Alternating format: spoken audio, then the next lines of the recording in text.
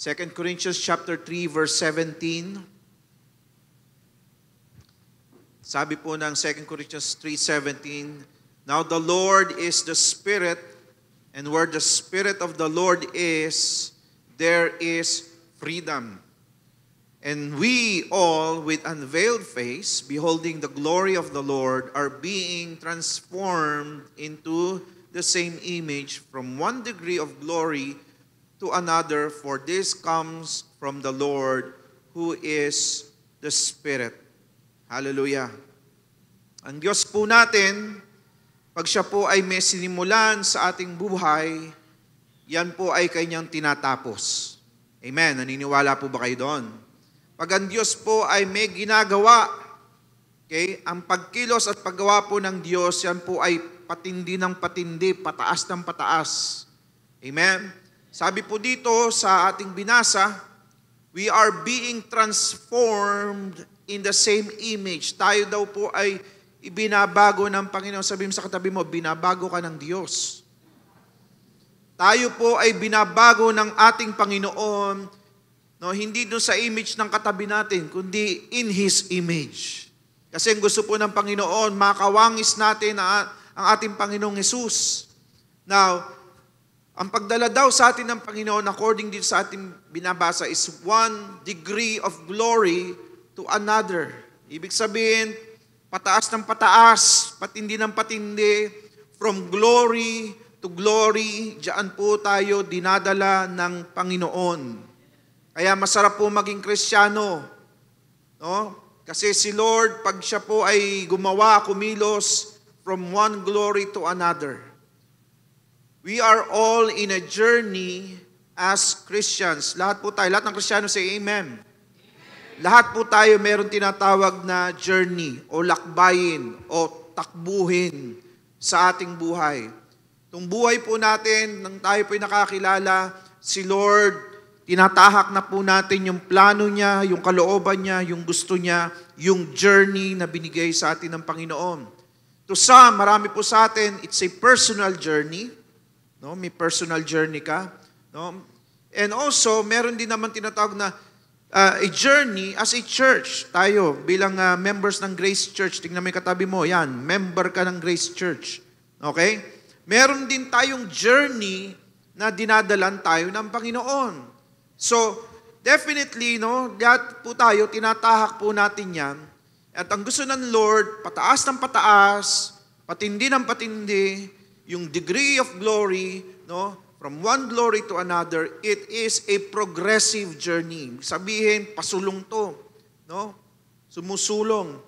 Pero along the way, itong journey po natin, no, ito po ay marami po tayong dapat matutunan. There are lessons to be learned. No, lives are changed along the journey and characters are developed. No? Tayo po, maraming ituturo ang Panginoon in our journey. Pag tayo nagpatuloy sa Panginoon sa ating pamumuhay, tayo po ay babaguhin ng Panginoon at yung ating character, yung pagkatao ay dinidevelop po ng Diyos. Pero dito din sa journey na ito, marami po tayong challenges, marami pong trials, marami pong pains, okay? Marami pong sacrifices. Sino dito dumadaan ka ng mga pagsubok sa buhay mo? Taas ang kamay. Hallelujah. Sabihin mo sa katabi mo, yung nagtaas ng kamay, sabihin mo, normal lang yan. Normal yan, kapatid. No? Kasama yan sa journey natin. Kasama yan sa ating paglalakbay bilang isang Kristiyano. Pero itong kagandahan, sabi po ng Romans 8:28, but we know that in all things God work together for the good of those who love Him. Meron man pagsubok, meron man trials, meron man sacrifices, challenges, pero kapatid, itong sinisigurado ng Diyos, lahat ng yan will work together for your good. Amen?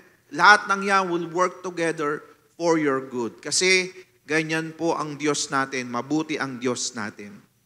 Pag sinabi po nating journey, ngayon pong araw na ito, pag-aaralan po natin yung journey from wilderness to promised land. Sabihin po natin lahat, promised land. Okay?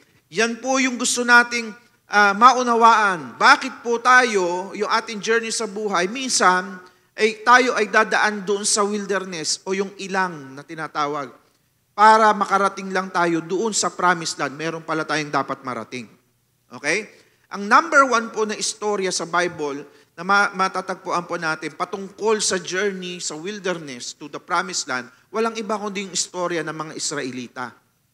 Yung mga Israelita, sila po ay galing sa Egypt, sila po ay naging slave at niligtas po sila ng Panginoon at sila po ay pinadaan ng Diyos sa wilderness. So tingnan po natin ito, Deuteronomy chapter 1, beginning verse 1. These are the words that Moses spoke to all people of Israel while they were in the wilderness east of the Jordan River. They were camped in the Jordan Valley near Sup, between Paran on the side of Topel, Laban, Hazeroth, and Di-Zahab on the other. Normally, it takes only 11 days to travel from Mount Sinai to Kadesh Barnea, going by the Mount of Seir. But 40 years after the Israelites left Egypt, on the first day of the 11th month, Moses addressed the people of Israel, telling them everything the Lord had commanded him to say. This took place after he had defeated king of Shihon of the Amorites, who had ruled Heshbon, and the king of Og of Bashan, who had ruled Ashtaroth and Edrei. While the Israelites were in the land of Moab, east of the Jordan River, Moses carefully explained the Lord's instruction as follows. Okay, dito po makikita po natin na ang mga Israelita, umabot po sila ng 40 years. Ilan daw po? 40 years mula Egypt papuntang Promised Land. Nasubukan nyo na po bang mamasahe o bumiyahe ng 40 years? Grabe, no? Baka nga 40 hours, magreklamo na tayo. No? Ito 40 years, mabiyahe lang sila from Egypt to the Promised Land. Okay? Yun ang tanong natin, bakit kaya tumagal ng ganun? No? Why did the Israelites took 40 years to journey from Egypt to the Promised Land? 11 days, naging 40 years. Ano nangyari kay Moses? Si Lord din kasi ang leader din nila. Si Lord din ang nag-lead sa kanila. Si Lord, paano sila nilid ng Diyos? Ang Panginoon ay meron siyang pillar of cloud by day and pillar of fire by night. Okay?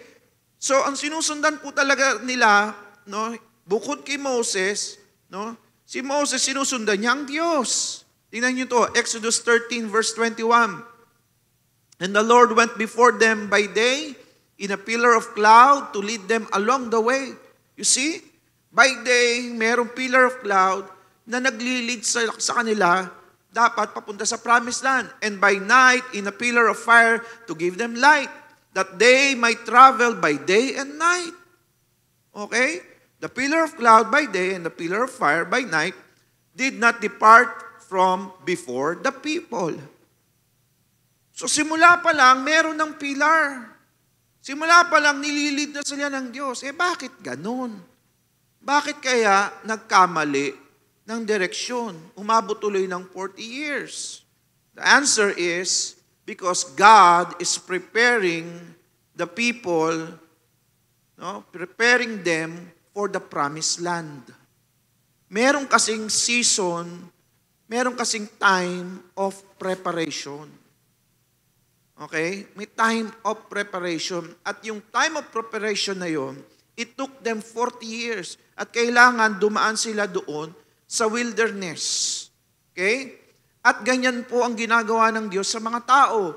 Pag ang tao po ay dadali ng Diyos into His promised land, meron po tayong dadaanan na wilderness.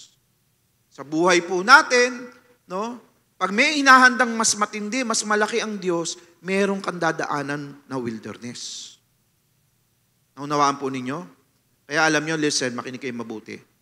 Pag maraming pagsubok ang problema, maging excited kayo. Bakit? May parating na mas malaki at mas matindi. Amen. Hallelujah. Yun ang tatandaan nyo. Lord, pinapadaan nyo ako sa ganito. Ibig sabihin, mas matindi yung dadalhin mo. Naku, naalala ko na may istorya. Nakwento ko na to eh. Yung si Sister Tin nagtulak ng truck. Pasko. kwento ko na ulit, maikli lang. Nandun ako, yung Christmas ata, galing ako sa crusade, nag-speak ako sa crusade, daming tao tumanggap sa Panginoon, hallelujah, talagang on fire na on fire ako. Ngayon, yung aking pong pamilya nasa Pampanga that time. December po yun magpapasko. So galing akong crusade, ngayon pagkatapos ng crusade, gabi, mga alas 10 yun, no, didiretso akong Pampanga, babiyahe ako. Kasi susunduin ko sila from Pampanga, uuwi naman kami sa Manila uli. Dala-dala ko po yung truck namin. No, ano ba yung truck namin? Kia K27, 70. Basta ganoon. Yung alam niyo yung parang FB na mas malaki, yung parang Isuzu. Ganoon ang dala ko. So ako, yun ang binyahe ko, NLEX, papuntang sinundo ko po yung pamilya ko. Madaling araw na. Karating na ako doon, mga alas 12 ata, mag-aalauna na. So, wala nang tulog-tulog. No, sila nakatulog. Ako wala nang tulog-tulog. Alis na kami. Biyahe na kami. No, kasi baka antukin ako sa biyahe, mahirap na. So habang hindi pa ako naantok, biyahe na kami. Eto na. Hindi pa kami umaabot sa toll gate ng NLEX doon sa Pampanga. Namatayan yung sasakyan ko. Gabi. Nako, patay. Wala nang talyer, wala nang pati yung gas station na tinabihang pinaradahan ko, walang mekaniko, walang naku, patay, di ko alam gagawin ko. Pinatulak ko doon sa mga gasoline boy, umandar, pero konting andar lang, namamatay na naman. Sabi ko, patay na tayo dito. Hindi ako pwedeng pumuntang NLEX, walang ilaw. Kasi yung battery ang problema walang ilaw. So hindi ako papasukin sa NLEX. No? So sabi ko sa kitin, sa mga bata, matulog na tayo dito. Paabot na tayo ng umaga para hindi na kailangan mag-ilaw, makaka-andar na tayo. So ganun ginawa namin, tulog kami, ang init. No? Walang aircon, ang init, paypay kami sa mga bata, maliliit pa yung mga bata. No? Tapos nung nagkaaraw na, bumiyahe na kami, umandar, pinatulak ko uli, umandar. Sabi ko, ayos na to, makakargahan to kasi may alternator to. Habang tumatakbo, makakargahan. Pagdating po namin dito sa UP, no? Kasi dyan ang daan papuntang Rizal Pag galing kang NLEX, pagdating sa UP, eto na, traffic. Naku, sabi ko, patay traffic. Syempre, aapa ka sa preno, mamamatayan ka. No, grabe, ang hirap mag-drive nung yung ayaw mong umapak sa preno. Traffic. Namatayan po kami. No, so namatay. Ilang beses namatayan kami. Yung una, no, sabi ko, patulak natin. Tumawag yun. Boss, patulak naman. Tinulak. Kinadyot, umandar. Andar na naman.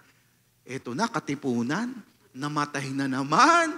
Wala nang taong ako matatawag, traffic. Sabi ko, tulak na natin. No? Baba ako. No? Nado sa driver seat, tinutulak kong ganyan. Tinutulak ko. Si Tin, tinutulak din niya sa likod. No? Yung mga bata, hindi mapagtulak, maliliit pa. No? Ano yun? 2015. No? 2015. And then 2014 pa nun, December. No? Tulak. Tapos, naawa siguro yung ibang sasakyan doon sa amin, bumaba na rin. Kasi nakakita, babae nagtutulak, mag-isa lang Tinulak din, di umandar na naman. Eto na, sabi ko, hanap na ako ng talyer. Hindi po ako umabot sa talyer. No? Namatay na naman. Ginawa ko, tinulak na lang natin sa gilid. No, maghahanap na lang ako, maglalakad ako ng talyer. Awang-awa talaga ako. Kita ko yung pamilya ko, si Tin, pawis na ganyan. No, talagang tas yung mga bata, alam mo, init na init, natutulog doon kasi napuyat kami. Doon kami natulog sa gasoline station. Hanggang sa nakahanap na lang ako ng talyer. Alam nyo, ang buti ni Lord, no? May naawa sa amin. Yung talyer ang ginawa niya, sabi niya, Sir, kunin nyo muna itong baterya ng sasakyan ko. Tapos, ibalik nyo na lang pag nakauwi na kayo. Ay, salamat po. Kinabit niya yung baterya niya, sasakyan niya. Tapos, yun, umandar na. Praise God. Nung ako pauwi na kami sa Taytay, umiiyak ako sa Panginoon habang nagdadala. Ba't nangyari sa amin to? Maayos naman to nung po ako nagpapuntang Pampanga. Bakit pauwi nangyari sa amin to? Titingnan ko, kawawa na may mga anak ko, pawis na pawis. No, nahirapan kami. Alam mo, sabi sa akin ng Panginoon, no? Paano mo masasabing masarap yung magandang sasakyan kung hindi mo naranasan yung hirap sa pangit na sasakyan. Ganun. Ano itong ibig mo sabihin, Lord? Paano ko masasabing masarap yung isang magandang sasakyan kung hindi ko naranasan yung pangit na sasakyan? Naunawaan ko, magkakabago akong sasakyan. Yun talaga naunawaan ko. Magkakaroon akong bagong sasakyan. Naging excited ako. Yes, Lord. Alam nyo, after 3 months, December kami nagtulak. January, February, dumating yung Vios. Amen. Dumating yung Vios. Hallelujah. Palakpakan po natin ang Panginoon. Ganyan yung ginagawa ng wilderness. Kailangan dumaan tayo sa wilderness. Bakit? Kasi ang daan papuntang promised land is through the wilderness. Okay? Because God is preparing us for the promised land. Okay? Wilderness is a place of preparation. Okay? Now, ang tanong, what is wilderness? Ano po ba yung wilderness, Pastor? There are few types of wilderness mentioned in the Bible. It can mean a land without water, a wasteland, or an area of wild fields. No? Pag sinabi pong wilderness, yan po yung lugar na walang tubig, lugar na tuyot, lugar na walang masyadong halaman, wala kang makakain, konti lang yung mga halaman doon. Ang tawag dyan ay wilderness. A wilderness experience is usually a tough time in which a believer endures discomfort and trials. Tayo din po, bilang mga tao, dumadaan din tayo sa wilderness experience. Sabihin po natin lahat, wilderness experience. Yan yung panahon ng buhay mo na ikaw ay dadaan sa mga pagsubok, mga tough times ng buhay mo, sa mga trials ng buhay mo. Minsan nai-involve yung spiritual life natin. Matitindi yung mga pinagdadaanan natin spiritual life. Minsan yung financial natin, matitindi yung pinagdadaanan natin sa finances, or minsan yung emotional. No? Yan po ay wilderness. Pero ang tanong, Pastor, kailangan pa ba natin nun? Why do we need to go through the wilderness? Kasi wilderness is the journey to the promised land. And God will not allow shortcut. Dahil ang gusto ng Lord, i-prepare tayo, gusto ng Diyos, ihanda ka, kailangan ka dumaan ng wilderness. Wala pong shortcut. Kahit gustuhin mo, Lord, pwede ba shortcut naman? No? Lord, payamanin mo na lang ako, patamain mo ako sa loto, shortcut. Si Lord, no, para mas importante sa Diyos, yung development, yung preparation mo, kesa doon sa bigla-bigla na lang ay darating sa'yo. Okay? Yan, wilderness na yan po ay blessing. Wilderness is a place of preparation. Anong preparation? Preparation for battle. Sabihin po natin lahat, battle. Tingnan nyo, Exodus 13. Alam mo ba kung bakit sila hindi pinadaan ng Panginoon? Kasi itong sabi ng Exodus 13 verse 17, when Pharaoh let the people go, God did not lead them by the way of the land of the Philistines, although that was near. You see? Nung nakalis po sila sa Egypt, hindi po sila pinadaan dun sa shortcut na papuntang promised land. Hindi po sila pinadaan dun ng Diyos. Bakit? For God said, lest the people change their minds when they see war and return to Egypt. But God led the people around by the way of the wilderness toward the sea, and the people of Israel went up of the land of Egypt equipped for battle. Bakit po? Kasi ini-equip sila for battle. Inihahanda sila, piniprepare sila for battle. Hindi po pwede kasi na ikaw ay hindi handa sa mga battle. Kapatid, listen. Kaya minsan tayo dumadaan tayo sa wilderness, sa mga pagsubok ng ating buhay kasi meron tayong mga haharapin na battle na mas matindi pa. At kailangan tayo matrain, kailangan tayo ma-equip. Okay? Kung sa wilderness ng buhay mo, susuko ka na kapatid, mas lalo kang masusuko at magiging talunan doon sa mga darating pang mas matindi. Amen? Kaya ikaw, tinetrain ka ni Lord. God will train you and equip you in the wilderness. Doon ka tuturuan ng Diyos, doon ka itetrain ng Diyos, doon ka equip ng Panginoon sa wilderness. Wilderness is a place to know God more. Ang wilderness po ay lugar na kung saan pwede nating mas makilala pa ang Diyos. Bakit? Siyempre, Kanino ka pa mga hawakan, kanino ka pa aasa pag ikaw ay nasa ilang, walang iba kundi sa Diyos. Amen? Kaya tingnan nyo, ang ginawa po ng Diyos, nung dinilid sila sa wilderness, anong pinrovide ng Diyos? Pillar of cloud. Okay? Yung pillar of cloud, yun yung pag mainit sa disyerto, kailangan nandun ka sa cloud. Bakit? Hindi ka tatagal yung wala sa cloud. Mainit. Lahat ng aapaka mo, mainit. Tama? Kaya ang ginawa ng Diyos, pillar of cloud. So anong dapat mong gawin? Sunod ka. Dikit ka. Dun sa lilim. Tama? Pagdating ng gabi, pillar of fire. Alam niyo sa disyerto, no? Pagdating ng gabi, sobrang lamig naman. Ang lakas ng hangin, sobrang lamig. So anong kailangan mo? Fire. Para hindi ka mainit. So hindi ka rin pwede lumayo sa Diyos. Kailangan, lalo ka pang dumikit sa Diyos. Pillar of fire. Amen? Ito yung mga panahon during the time of wilderness na kailangan mas lalo ka pang lumakad na mas malapit sa Diyos. Amen? You need to walk closely with God in the wilderness. Amen? Kaya pag ikaw dumadaan sa wilderness ng buhay mo, kapatid, you need to pray more. Amen? Dapat lalo ka pa nagpe-pray. No, minsan kasi may mga tao na dumadaan sa pagsubok na kanilang buhay, sa wilderness na kanilang buhay, no, imbis na sila ay lumapit sa Diyos, lumalayo pa sa Diyos, mali. Pag ikaw ay lumayo sa Diyos, paano pa maaayos yan? Lumayo ka na nga sa Diyos. Si Lord ang mag-aayos ng sitwasyon mo. So ano dapat mong gawin? Lalo ka pang lumapit sa Diyos. Amen. So pag ikaw nasa wilderness, dapat you need to pray more. You need to worship more. You need to read your Bible more. Lalo ka pa mag-pray, lalo ka pa mag-worship, lalo ka pa magbasa ng Bible. Amen? Ito maganda, yung pang-apat. You need to attend church more. Sabi mo sa katabi mo, attend ka palagi.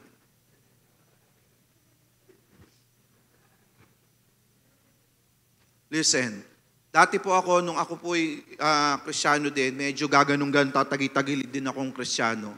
Kasi marami akong mga kalokohan din nung ako'y kabataan. Tatagi-tagilid ako. Isang bagay ang hindi ko inalis. Unang-una mag-pray. Pangalawa, umattend ng church. Okay? Yan ang hindi ko inalis. Kahit ako'y namumuhay sa mga kalokohan at kasalanan, lagi ako nagpe-pray, Lord. Tulungan mo po ako. Lord, wag mo po hayaan na ako mapunta sa impyerno. Kasi alam ko mali na yung ginagawa ko eh. Tapos, pag linggo, sinisikap ko talaga mag-attend pa rin ng church. Bakit? Kasi pag hindi ka umattend ng church, hindi ka na magpe-pray. Hindi ka na rin magbabasa ng Bible. Hindi ka na mag-worship. Tama? Kasi ikaw na lang eh. Wala naman nakakakita sa'yo. Pero pag uma-attend ka pa rin ng church, may magpe-pray pa rin sa'yo. Kapatid, pag-pray kita, ay, thank you. May makakarinig ka pa rin ng salita ng Diyos kasi may nagpe-preach. Makakapag-worship ka pa rin kasi bakit? May kantahan pa. Hello? Hindi ka lalayo sa Diyos. Alam mo yung mga nalalayo sa Diyos, yung mga ayaw na mag-church. Natutuluyan yun. Sabi mo sa katabi mo, huwag kang matuluyan. Totoo yun. Maniwala kayo sa akin. Minsan kahit hindi ka na nagpe-pray, minsan kahit hindi ka na nagbabasa ng Bible, minsan kahit hindi ka na nagwa-worship, pero pag nag-church ka pa rin, iba pa rin ang epekto sa iyo. Lalo na pag nakapakinig ka ng salita ng Diyos, tapos sapul ka, parang sinabi mo, si pastor, mukhang alam yung buhay ko ah. Ibig sabihin, kinakausap ka ng Diyos. Mahal ka ni Lord. Ayaw kanyang pabayaan, kaya kinakausap ka ng Panginoon. Kaya, yan po ang dapat natin gawin. In time of wilderness, lagi tayo nag-church. Amen. You need to surrender fully to God and depend do sa provision ng Diyos, sa grace ng Panginoon. Sa wilderness, kailangan umasa ka sa Diyos. Magtiwala ka sa Diyos mo. Yan ang ginawa ng mga Israelita doon sa wilderness. Doon sa wilderness, nagutom sila. Anong ginawa ng Diyos? Everyday, umuulan ng tinapay, may mana. Pagbukas nilang tent nila, everyday, merong quail meat. No? Araw-araw, fried chicken. No? Nung sila'y nauuhaw, walang tubig. No? Ang ginawa, mula sa bato, lumabas yung tubig. Amen? Doon sa wilderness, kapatid, yung mga damit ng mga Israelita, 40 years, hindi na luma. Yung mga tsinelas nila, hindi na upod. 40 years. Read your Bible, yun ang sabi ng Bible. Walang nalumang damit, walang kumupas, walang napudpod na sandals. Bakit? Kasi si Lord nagpo-provide sa gitna ng wilderness. Amen. Hallelujah. Sa wilderness, kapatid, now we need to be tested. Diyan po tayo tinetesting ng Lord at diyan din tayo binabago ng Diyos. Sa wilderness, ang unang tinetest sa atin, obedience. Sabihin po natin lahat, obedience. Tinetest ng Lord yung obedience mo. Kailangan matutuan sumunod. Kung hindi, maliligaw ka. Tingnan nyo to, Deuteronomy 8:2. Remember how the Lord your God led you through the wilderness for these 40 years, humbling you and testing you to prove your character and to find out whether or not you would obey His commands. Kapatid, in the wilderness, diyan po tinetest ang obedience. Pangalawang bagay na tinetest, in the wilderness, tinetest yung ating faithfulness. Sabihin po natin lahat, faithfulness. Yung katapatan mo sa Diyos. Doon sa wilderness, yung mga Israelita, si Moses umakyat doon sa Mount Sinai, kinausap ng Diyos, binigay yung 10 Commandments. Ang tagal ni Moses. Sabi ng mga tao, ang tagal naman ni Moses, inip na tayo. No? Kailan ba bababayan? Alam ko na gagawin natin. Mag-party-party muna tayo. Akin na yung mga hikaw yung ginto, yung pintas yung ginto, yung mga ginto nyo. Sige, pagsamasamahin natin, i-melt natin, gawa tayong golden calf. At tayo mag-party-party muna, mag-worship muna tayo sa idol. Sa wilderness, tinetest yung faithfulness mo. Bakit? Handa ka bang maghintay? Handa ka bang maging tapat sa Diyos? Minsan tayo ganyan, no? Pag nagkakaproblema na, minsan saka ka pa bumibitaw. Hindi, huwag kang bibitaw. Amen? Lalo ka pang manghawakan sa Panginoon. Be faithful sa Diyos. Sa wilderness, number 3, tinetest ang ating character. Sabihin po natin lahat, character. Sa wilderness, lumalabas yung character. Pag may problema, may pagsubok, diyan lumalabas yung totoo natin eh. Yung character natin.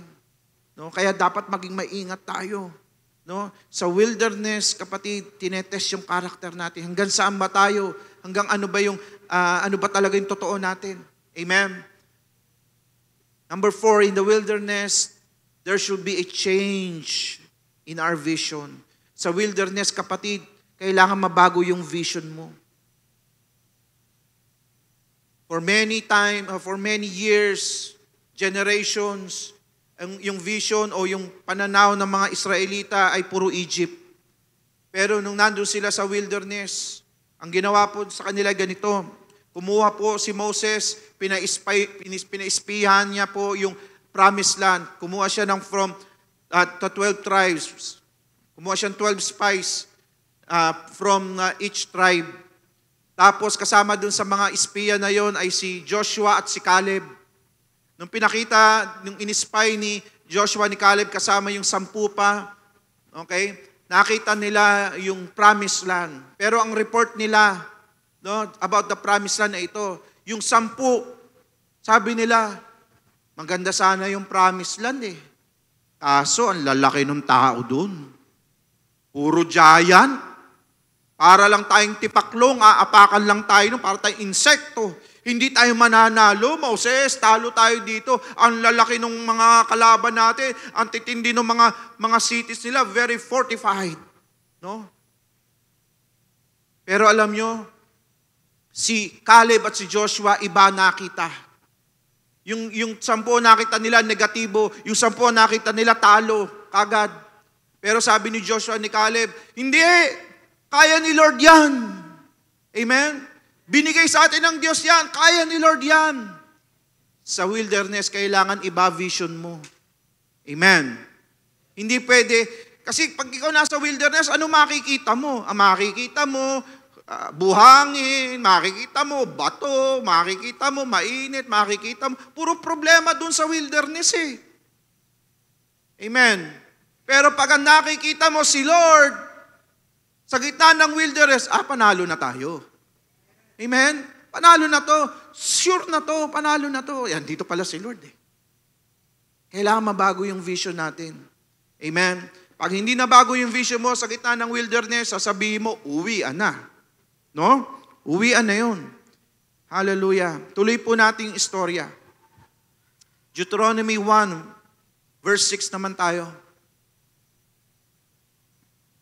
When we were at Mount Sinai, the Lord our God said to us, "You have stayed at this mountain long enough. It is time to break camp and move on. Go to the hill country of the Amorites and to all the neighboring regions, the Jordan Valley, the hill country, the western foothills, the Negev, and the coastal plains. Go to the land of the Canaanites and to Lebanon, and all the way to the great Euphrates River. Look, I am giving all this land to you. Go in and occupy it, for it is the land the Lord swore to give to your ancestors, Abraham, Isaac, Jacob, and to all their descendants." Ano pinag-uusapan dito? Promised land. Promised land na. Okay? Pero nasaan ba sila during that time nung sinabi ito? Nandun po sila sa Mount Sinai. Sabihin po natin, Mount Sinai. Ano po ba yung Mount Sinai? Yung Mount Sinai po, yung po yung tinatawag na the Mountain of God. Doon sa Mountain of God na yon, doon po binigay ng Diyos yung 10 Commandments kay Moses. Doon po nakita ng mga Israelita na ang Diyos bumaba with a thick, dark cloud. Doon po nila narinig yung kulog, nakita nila yung kidlat. Nakita po nila, nag-aapoy, nasusunog yung mountain. Grabe po ang presence ng Diyos doon sa Mount Sinai. Okay? Yun po, sabi ng mga tao, wow, ang tindi. No? Doon po sa Mount Sinai, doon po sila naglagi, doon po sila nag-stay. Listen, pero anong sabi ng Diyos sa kanila? You have stayed at this mountain long enough. Let's talk about comfort zone. Sabihin po natin lahat, comfort zone. Ulit, comfort zone. Hindi comfort room, ha? Comfort zone. Okay. You see, the enemy of the promised land is not the wilderness. The enemy of the promised land is the comfort zone. Okay? Yun ang kalaban ng promised land. Kasi pag ikaw nasa comfort zone, masaya ka na, okay ka na doon, wala ka ng problema, hindi ka nakikilos. Hindi ka naaalis sa lugar na yun, komportable ka na eh. Tama? So ang kalaban talaga ng promised land ay hindi yung wilderness. Sa wilderness kasi, walang gusto doon. Pero pag nasa comfort zone ka na, wala nang alisan. Alam ni Lord yun. Hello? Kaya si Lord, no, sinasabi niya, you have stayed in this mountain long enough. Bakit? Kasi yung Mount Sinai naging comfort zone nila. Sipi mo, ganda dito, andyan naman si Lord, nakikita natin yung mountain. Dito tayo pinoprovide ni Lord ng mana, ng quail. Dito din yung tubig. Okay na dito, masaya na dito. No. Sabi ng Lord, God said, break camp and move on. Sirain nyo na, wasakin nyo na uli yung mga kampo nyo. Bakit? Masyado na kayong komportable. Wasakin nyo na, move on na. Move on na. Sabi mo sa katabi mo, move on ka na. Why? Bakit kailangan mag-move on na? Kasi yung Sinai, yung Mount Sinai, is not their final destination. Kahit gano'ng kasarap doon sa Mount Sinai, free quail, free mana, free water, pero hindi yan yung promised land. Hindi yan yung final destination. Amen? Yun yung kalaban ng promised land, yung comfort zone na yun. Okay? Ano ba yung mga comfort zone natin? Alam nyo, listen, lahat tayo yun ang gusto natin maranasan. Lahat tayo gusto natin, yan ang mangyari sa buhay natin. Maging komportable ang buhay natin. Amen. Wala namang may ayaw nun. Lahat tayo. Pero ano ba yung mga comfort zone natin? Comfort zone natin, yung security ng ating buhay. No? Ayos na to, secured na aking pamilya, secured na lahat, no? Wala akong problema, safe kami, peaceful, security. Para sa'yo, okay ka na dyan. Oh, masaya na ako dito, komportable na ako, comfort zone. Yung iba sa atin, ang comfort zone natin, family. Makita natin na yung ating mga anak ay malulusog, nag-aaral, napoprovide natin yung mga yung family natin ay walang sakit. Sabihin natin, Okay na ako dito. Ito kasi importante sa akin. Comfort zone. Okay? Pag ikaw may abundance, dami mong pera, ang dami mong blessing, no? Sasabihin mo, okay na ako. Masaya na ako dito. Comfort zone na naman yun. O kaya yung mga kaibigan mo tumutulong sa'yo, yung mga kaibigan mo, lagi mong kasama, yun ang nagbibigay ng ligaya sa'yo, comfort zone mo yun. Kaya ikaw, pag may problema, may pagsubok, takbo sa kaibigan. O kaya yung career, pwede mo rin maging comfort zone. Yung career mo is stable, meron kang promotion, paborito ka ni boss mo, sabihin mo, okay ako dito, masaya ako dito. Comfort zone. O kaya marami kang properties. May properties ka sa probinsya, may properties ka sa Metro Manila, meron kang property meron kang mga investment. Sabihin mo, secured na ako, okay na ako. Comfort zone. Relationship, comfort zone. Success and victories. Successful ka, victorious ka sa mga endeavor mo. Pwede mo maging comfort zone. Now, don't get me wrong. Hindi masama po yung mga bagay na yan. Ang problema is pag ikaw ay nasanay na sa ganyan. Pag ikaw nasanay na sa ganyan, at pag ikaw dadalhin ng Lord sa ibang lugar sabi mo, ayoko na nito, mamamatay ako pag wala ito. Hindi ka na makaalis, hindi ka na makapag-adjust. Kasi masyado ka na nasanay sa comfort zone. Hindi masama yung comfort zone. Ang masama, pag nasanay ka, at ayaw mo nang umalis dun sa comfort zone mo. Amen. Alam nyo ba, na yung mga Israelita, naging comfort zone nila yung Egypt? Biro mo yung Egypt, slave na sila doon, inaapi sila, pero para sa kanila, comfort zone namin yun. Kesa dito sa wilderness. Tingnan nyo po ito. Exodus 16, verse 2. There too, the whole community of Israel complained about Moses and Aaron. Nagko-complain sila kay Moses at kay Aaron. If only the Lord had killed us back in Egypt, they moaned. There we sat around pots filled with meat and ate all the bread we wanted. But now you have brought us into this wilderness to starve us all to death. Anong hinihiling nila? Anong iniisip nila during the time of wilderness? Sana doon na lang tayo sa Egypt. Buti pa doon, maraming pagkain, maraming bread. No? Eat all you can. Dito, magugutom lang pala tayo. You see? Hindi na nila nakita na doon ay slave sila. Ang importante sa kanila, masarap. Nakakain sila. Comfort zone. Ito pa, Numbers 11. The rabble with them began to crave other food. And again, the Israelites started wailing and said, if only we had meat to eat. We remember the fish we ate in Egypt at no cost. Also the cucumbers, the melons, the leeks, the onions, and the garlic. Nagbahay kubo pa. No? Naaalala nila yung isda, yung mga melons, cucumber, leeks, onions, garlic. No, sabi, buti pa dun sa Egypt. No? Pero mo, Egypt yun. Pero para sa mga Israelita na dumadaan dun sa wilderness, sabi nila, mas mabuti pang bumalik sa Egypt eh. Why? Comfort zone na nila yun. Listen, sometimes we are so familiar with bondage that we are already okay with it. Minsan, okay lang sa atin kahit mali na yung ating buhay, mali na yung ginagawa. Ang importante, masaya ako. Ang importante, kasama naman kami. Ang importante, hindi naman kami nag-aaway-away. Pero mali naman yung ginagawa. Mali naman yung pinapamuhay. Sasabihin nila, okay lang yan. Why? Importante, komportable.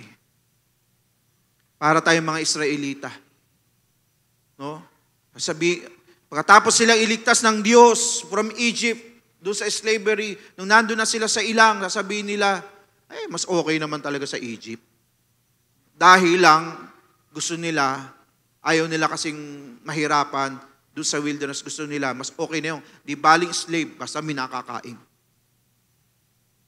Sabi mo sa katabi mo, huwag tayong ganun. Tayong ganun. Kaya tayo inaalis ng Lord doon sa comfort zone. Kapatid, at dinadala tayo sa wilderness. Why? Because we will never grow in our comfort zone. Hindi ka lalago sa comfort zone kasi masarap ang higa mo doon, masarap ang tulog mo doon, nakakuya-kuya-kuy, gano'n, hayahay ang buhay. Hello? There is no growth in the comfort zone. Tandaan niyo po to, your comfort zone is not your promised land. Pastor, di ba ganun din yun? Pag nakarating ka ng promised land, masarap na buhay mo. Kapatid, mamaya maunawaan nyo kung ano yung promised land. Tandaan mo, yung comfort zone mo, hindi yan yung promised land mo. Kailangan makarating ka doon sa promised land mo. Kaya doon sa wilderness, no, talagang mga hawakan ka sa Lord, mananampalataya ka na doon sa Panginoon. Bakit? Kasi i-stretch ni Lord yung faith mo. Kaya mag-grow yung faith mo. Sa wilderness, kailangan mo mag-obey. Kung hindi, mapapahamak ka. No? Sa wilderness, either you change for the better in the wilderness or stay and die.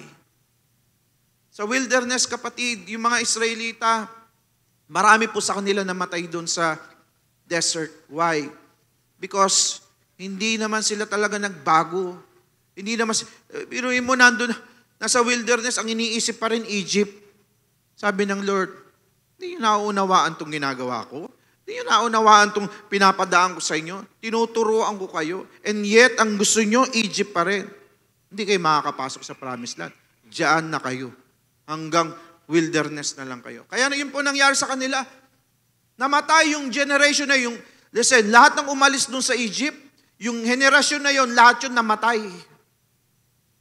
Sino lang ang nakapasok sa promised land? Yung kanilang mga anak. The next generation. Kaya 40 years sila eh. Tinetrain sila ni Lord, pero nung lumagpak sa training, sorry, no? Hindi sila makakapasok. Okay? Kapatid, kailangan po natin to step out dun sa comfort zone. Si Peter, nung nakita niya si Jesus naglalakad sa tubig, si Peter naglakas ng loob, sabi niya, Lord, kung ikaw nga yan, sabihin mo sa akin, maglakad din ako sa tubig. Sabi ni Jesus, come. Si Peter lang po yung humakbang palabas ng bangka at nakapaglakad sa tubig. Kapatid, pag hindi ka lalabas dun sa comfort zone mo, hindi mo ma-experience ang maglakad sa tubig. Hindi mo ma-experience yung miracle sa buhay mo. Why? Kasi pag lagi kang playing safe sa bangka, ayoko nga, lulubog ako dyan. Playing safe ka, comfort zone mo yan, kapatid. Walang miracle. Amen. Kailangan mag-step of faith. Kailangan mong lumakad kasama ang Panginoon. Miracles happen outside the comfort zone. Nangyayari yung miracle, hindi sa loob ng comfort zone, but outside the comfort zone when you step in faith. Amen. Hallelujah. Sabi po ng verse 8, Deuteronomy 1:8, tinuturo ng Diyos sa kanila yung promised land. Ito, punta na tayo sa promised land. Look, I am giving all this land to you. Go in and occupy it. Sabi ng Bible. Binibigay ko itong lugar na ito sa inyo. Look, I am giving all this land to you. Go in and occupy it. Listen. Sabi ng Lord, look. Ibig sabihin, kailangan yung iyong pananaw ay tingnan mo kung ano yung gusto ng Lord, yung pinapakita sa iyo ng Panginoon. Kaya sabi ng Lord sa Israelita, look. Minsan tayo kasi, gusto natin sumunod sa Diyos, pero sa iba ka nakatingin. Hindi po pwede. If you want to reach yung destination na binibigay sa iyo ng Panginoon, you need to fix your eyes on Jesus. You need to look. The question is, ano ba yung promised land? What is the promised land? Yan po ba yung lugar ng Israel, pastor? Okay, laliman po natin what is the promised land, no? Kadalasan naiisip natin na, lugar yan. Now listen, ang description sa promised land in the Bible, sabi, it is flowing with milk and honey. It is about the promise where God will inhabit and move. Kaya po sinabing promised land yan because nandun si Lord. Hello? Nandun si Lord. The promised land is not just about a physical place, but it is about God's dwelling place. It's about being in God's presence. Alam mo, saan inilagay ng Diyos yung kanyang temple? Hindi niya inilagay kung saan-saan.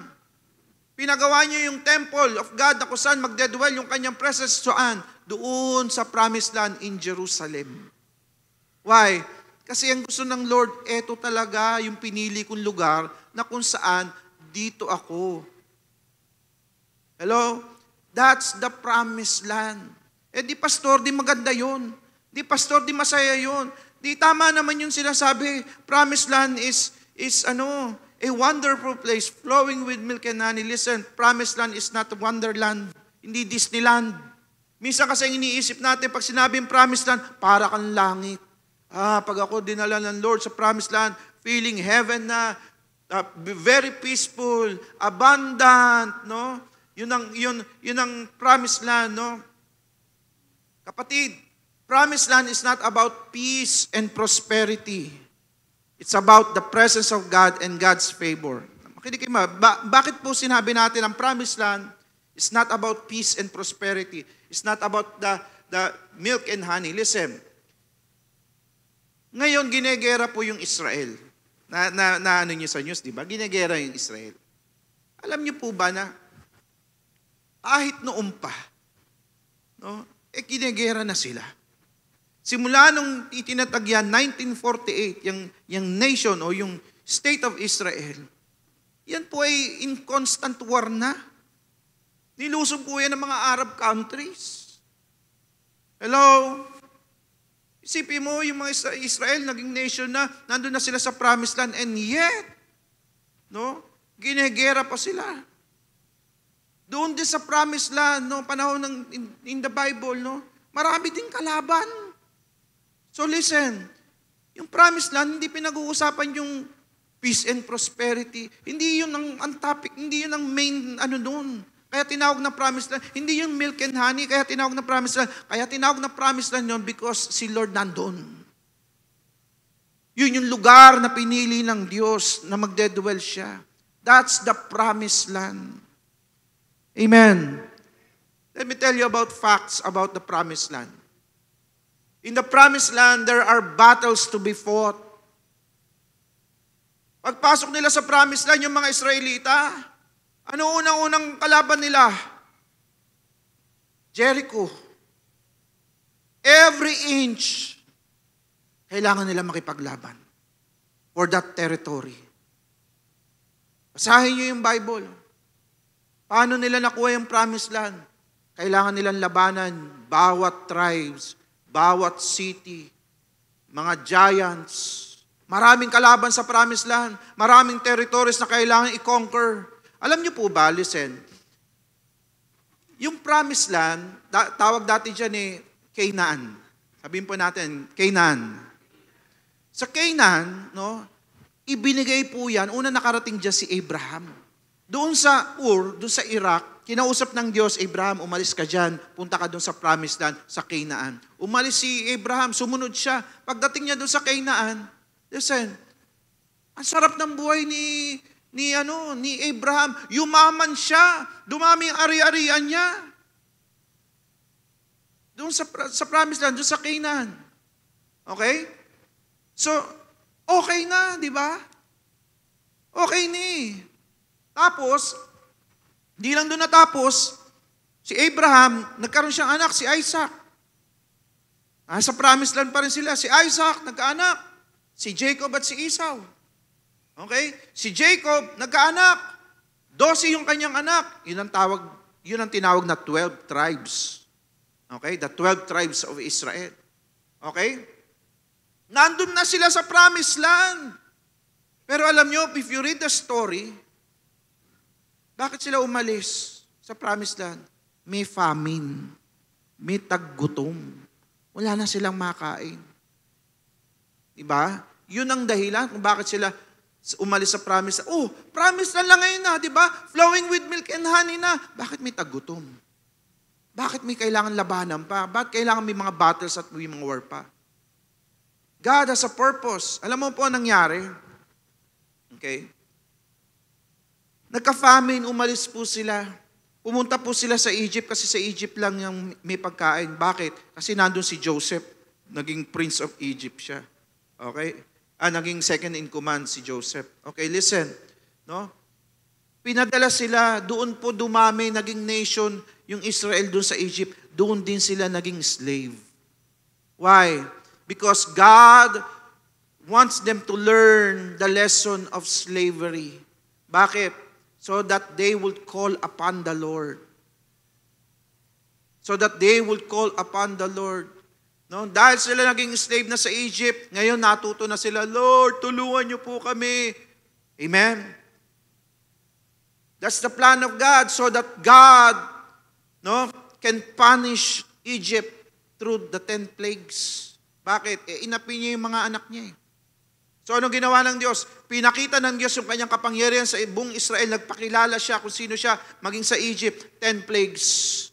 Pagkatapos nun, inirescue niya ngayon yung buong Israel through Moses. Hinati yung dagat, nakita ng mga Israelites, sabi nila, wow, tindi ni Lord. No? 40 years, ikot-ikot sila sa wilderness, pinakain sila, binuhay sila ng Diyos for 40 years. Only to go back and come back doon sa kanilang lugar na original na pinuntahan nila, which is Canaan. Ang gulo, di ba? Nandun na nga si Abraham, nandun na nga okay na sana, bakit nagkapamin pa? Bakit kailangan pa sila bumalik doon mapunta sa Egypt pag maging slave? Yung pala, pababalikin din pala. Manong hindi nila nagpamin? Di ba? Manong okay na lahat, masarap na. Total promise land naman yun. Okay? Now listen. Why would God do that? Because, listen, it's all about the journey. Sabihin po natin ulit, journey. Kasi meron tinuturo ang Diyos. It's about journey. It's about the lessons. It's about the process and development of our attitude and character. Kailangan padaanin uli sila sa ganoon so that itong mga taong ito, generations to generations, ay matutunan at makilala ang Diyos. It's about knowing God and being familiar in His presence until we realize na ang kailangan pala talaga natin, walang iba kundi si Lord lang. You see, makinig kayo mabuti, kung puro sarap lang, kung puro ligaya lang ibibigay sa atin ng Diyos, hindi natin matututunan yung maraming bagay. Bakit? Kasi may mga bagay na tanging failure, trials, problems. May mga maituturo siya na hindi kayang ituro ng blessing, victory, and success. Hindi madidevelop ang karakter mo pag puro sarap lang. Amen. Pag puro comfort lang. That's why, kahit nasa promised land, meron pa rin pagtuturo ang Diyos. Meron pa rin famine, meron pa rin giants, meron pa rin mga dapat i-conquer. Pero ang importante, nandun si Lord. Amen. It's all about the journey, kapatid, ng buhay natin. Lord, masarap na. Bakit dumaan pa sa ganito? Lord, okay na. Bakit may problema pa? It's about the journey. It's about the lessons. It's about developing your character, your attitude. Amen? Hanggang sa maunawaan mo, Lord, hindi pala ako ang magaling. Ikaw pala. Amen? God is taking us on a journey, kapatid. From one glory to another glory, dinadala po tayo ng Panginoon. But we must not skip the process of wilderness. Dinadala tayo ng Diyos from one glory to another. Pero kapatid, huwag kang matakot sa wilderness. Learn the lessons. We must learn the lessons. Amen? Sabi mo sa katabi mo, learn the lessons. Allow God to mold our attitudes, to mold our character. We must walk closely with God and to be in His presence. Amen? Alam nyo, excited po ako sa Panginoon, sa ginagawa ng Diyos. There's something wonderful that is in store for us. Maging sa ating church. Amen?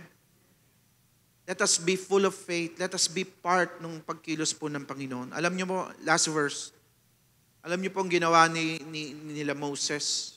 Nung nalaman nila na si Lord ay dadali na sila sa promised land, pinagbe-break camp na sila at pinag-move on na sila. Alam mo ang ginawa nila? Verse 9, Deuteronomy 1 verse 9.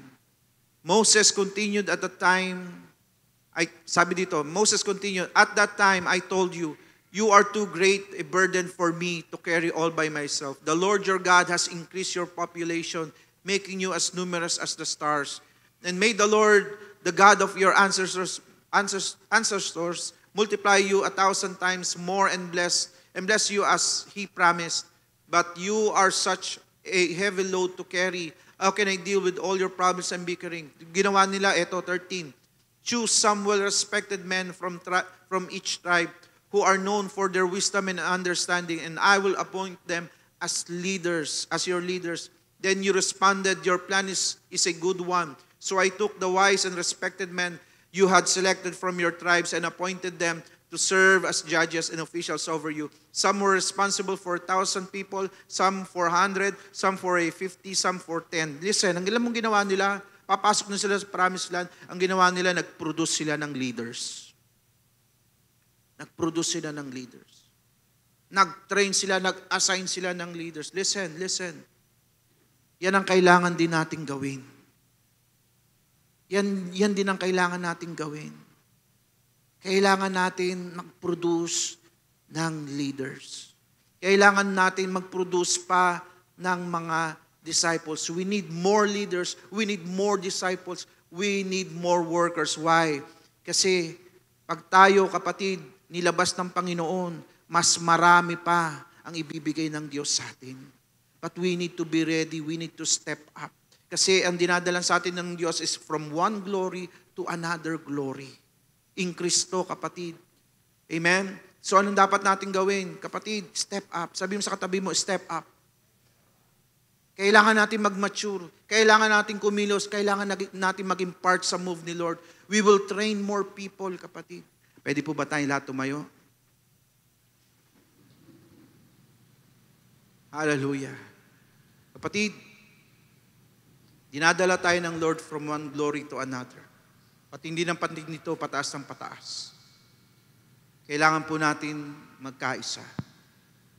Kailangan po tayo maging united in our heart, united in our vision, united pagdating po as a church. Amen? Gusto niyo po ba nun? Gusto niyo po ba maging part ng pagkilos ng Diyos? Hindi po ito magagawa ng kahit sinong pastor. Hindi po ako, Pastor Wes, Pastor Erica.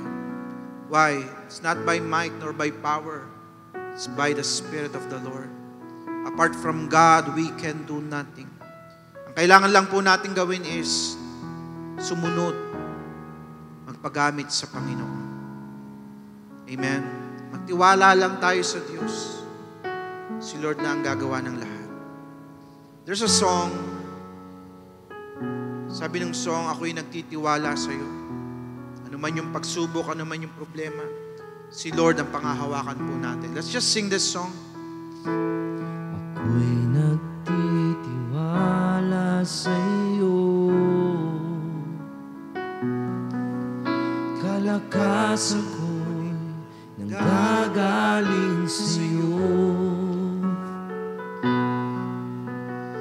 Ako'y nagtitiwala sa iyo. Salita mo ang tanging sandigan ko. Misa pa, awitin mo sa Panginoon, ako'y nagtitiwala sa iyo. Ako'y nagtitiwala sa iyo. Lord, ikaw ang aking kalakasan. Kalakasan ko'y nanggagaling sa iyo. Ako'y nagtitiwala. Ako'y nagtitiwala sa iyo. Salita mo ang tanging sandigan ko.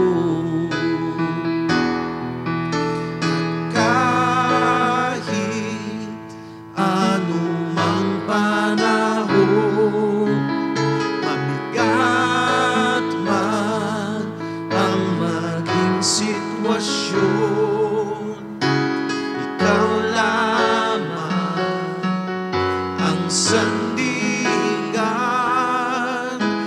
Panginoon Jesus.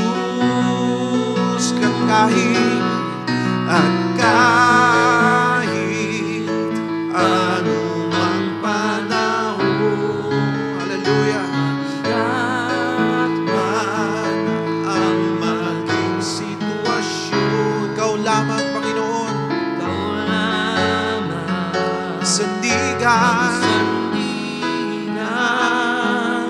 Panginoon Jesus. Pag-ibig mo ay sapat. Pag-ibig mo ay sapat. Awa mo'y para sa lahat. Kahit ako'y nagkulang,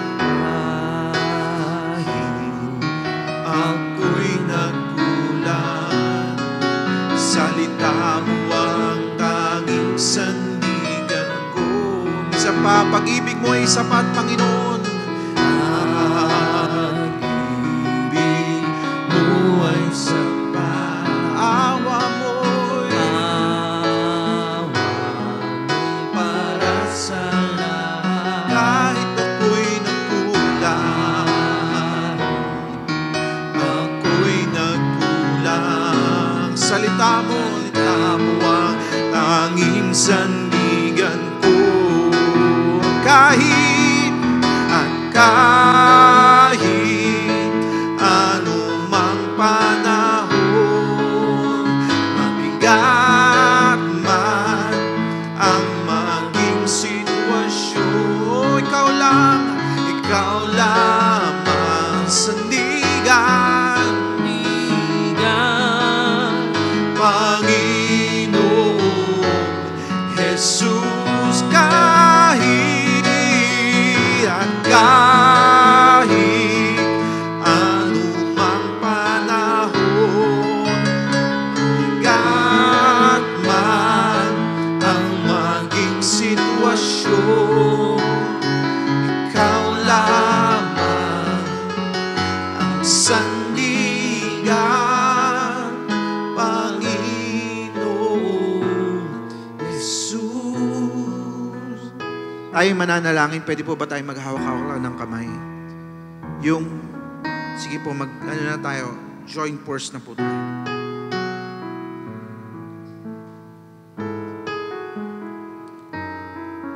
Kapatid, walang iwanan. Amen? Saan man tayo dali ng Panginoon, ano man ang paggawa ng Diyos sa atin, walang iwanan. Sama-sama tayo dito dahil dito tayo tinawag ng Panginoon. We need to step up. We need to be united sa Panginoon. Amen. Let's pray. Lord, this is a gesture of unity, Panginoon. Yes, Lord, dumaan man kami sa wilderness. Pero Lord, narito po kami. Handa pa rin sumunod sa iyo. Handa pa rin magpagamit sa iyo, Panginoon. Lord, doon po sa bagong lugar na kami dadalin mo, Panginoon. Alam po namin, Panginoon, Lord, iba na naman, Panginoon, ang paggagawa mo. Iba na naman, Lord, ang pagkilos mo. Ibang tao na naman, Lord, ang aming mga kasalamuha. Pero Lord, alam po namin, Panginoon, Lord, nandun ka na. Dahil, Lord, alam po namin, you will give us victory. Lord, ang totoong promise land po namin, Panginoon, walang iba kundi ikaw. Lord, basta kasama ka po namin, basta nandun ang presensya mo, Lord God, Lord, alam po namin magiging victorious po kami. Magiging fruitful po kami. Saan mo man kami itanim, Panginoon. Lord, narito ang inyong mga anak. Kami po'y nagkakaisa, Panginoon. Give us one heart, one vision, Panginoon, and one desire para ikaw ay maitaas doon sa lugar na yon at para maraming tao ang maakay para sa iyo, Lord God. Lord, I pray, step up mo po kami. Tawagin niyo po kami, Lord God, para po magamit mo, Panginoon. Salamat po, Panginoon. Lord, i-prepare niyo po yung lugar na yon for a great harvest, Panginoon. At bawat isa po sa amin na narito, Lord God, ay magiging instrumento mo, Panginoon, for that harvest, Panginoon. Thank you, Lord God. Thank you, Lord God. This is for your glory, Panginoon. This is for your glory and for your kingdom, Panginoon. Salamat po, Panginoon. Patuloy niyo po, Panginoon, na itaas ang iyong pangalan sa church na ito. Ikaw lang maitaas, Panginoon, wala na pong iba. Walang anumang tao, walang anumang programa. Tanging ikaw lang, Panginoong Jesus. Salamat po, Panginoon, sa iyong biyaya. Alam po namin, kiniklaim na po namin itong victory na ito. In your name, Lord Jesus. Salamat po. In Jesus' name we pray. Amen. Bigyan po natin ng malakas sa palakpakan, Panginoon. Thank you, Lord. Hallelujah. Thank you, Jesus. Praise God.